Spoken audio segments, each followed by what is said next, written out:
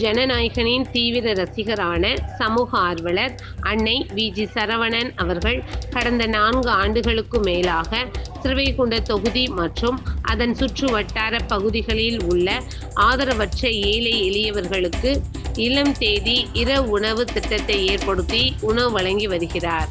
இந்நிலையில் தமிழக வெற்றிக் கழகத்தின் ஐம்பெரும் கொள்கை தலைவர்களுள் ஒருவரான சமூக ஆர்வலர் அஞ்சலையம்மாளை கொள்கை தலைவராக அறிவித்ததன் ஈர்ப்பால் தமிழக வெற்றிக் கழகத்துடன் இணைந்து தமிழக வெற்றிக் கழக தலைவர் தளபதி திரு விஜய் அவர்களின் ஆசியுடன் கழக பொதுச் செயலாளர் அண்ணன் புசி என் ஆனந்த் அவர்களின் வழிகாட்டுதலின் படியும் மதிய உணவு மற்றும் இரவு உணவு திட்டத்தை ஏற்படுத்தி உணவு வழங்கி வருகிறார்.